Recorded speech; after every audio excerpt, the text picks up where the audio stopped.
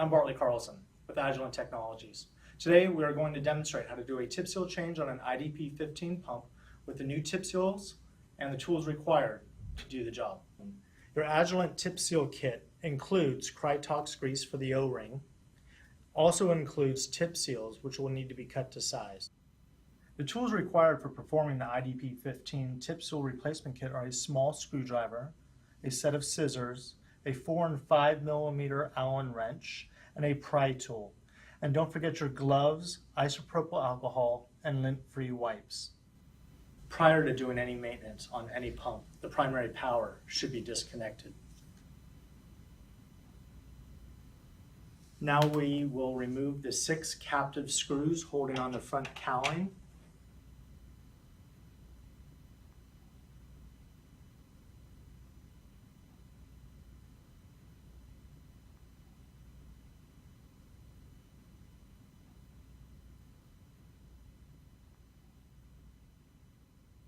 While supporting the cowling, we will gently remove from the pump and work it around the exhaust manifold.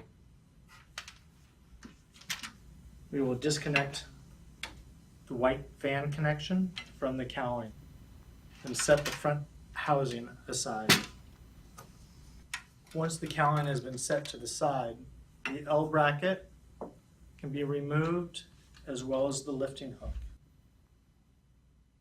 Once the lifting hook is removed, we can remove the top part of the cowling and spin it off and set it on the side. Now we have access to the outboard housing.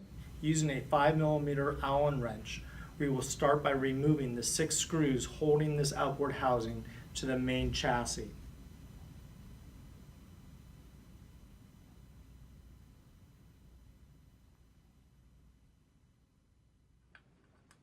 While supporting the housing, I will remove the last screw. Using a flathead pry tool, we can get between the housing and the main housing itself and disassemble the outboard housing from the main chassis. Now remove the O-ring and discard as it will be replaced. Using a pry tool, we will remove the old tip seals.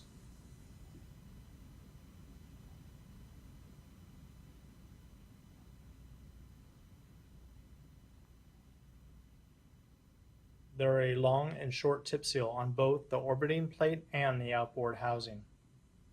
We'll begin cleaning the outboard housing using isopropyl alcohol and lint-free wipes. You'll want to clean the grooves within the scroll module itself and the tip seal housing grooves. Sometimes it's necessary to use Scotch-Brite and a little elbow grease to finish up the cleaning of your inboard and outboard scroll modules. Once clean, you can proceed with the tip seal replacement. Remove the new tip seals from the kit. The tip seal is supplied in one length, sufficient to create a short and a long segment for the orbiting plate and the outboard housing. Note, the tip seal cross section is rectangular. The width is less than the height. Install each tip seal segment starting at the inside so that 1/8 inch gap occurs at the end. Use a flat wooden or plastic tool to press each segment into its lock. Each segment has a lock, 4 total. Clean away any tip seal debris generated when pressing into each lock. Cut each tip seal segment to length that leaves an 1/8 inch gap at each end.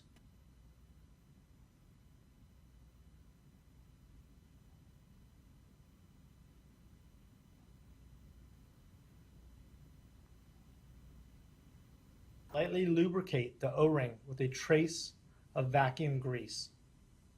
Use Krytox 224 grease supplied with the kit. Krytox LVP or APAzon L can be substituted. Do not use vacuum grease containing silicone. Install the O-ring in the groove.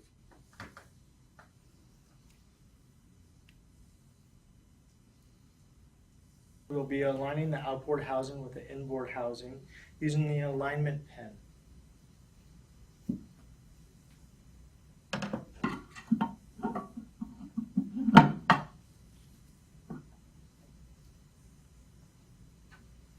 We will then reinstall the 6 bolts we removed earlier.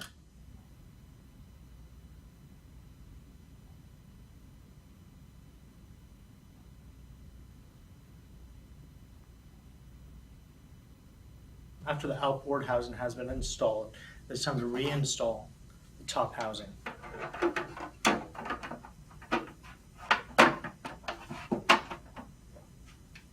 Don't forget to reinstall the lifting hook. Next, we will take the angle bracket and install it against the bottom tray to match with the holes. We will then take the outer cowling over to our pump, reinstall the fan, electrical connection, and place the cowling around the exhaust and up against the pump.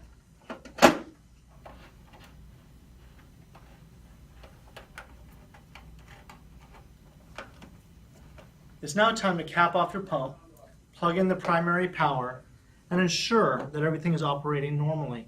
If you hear any abnormal noises, it's possible you did an incorrect assembly and the pump may need to be disassembled one more time. After we turn on our pump and it starts, wait a moment or two and ensure that the fan is operational. If so, you're now ready to put your pump back into use. Newly installed tip seals may require several hours of runtime to seat properly and enable the pump to meet speed and base pressure specifications.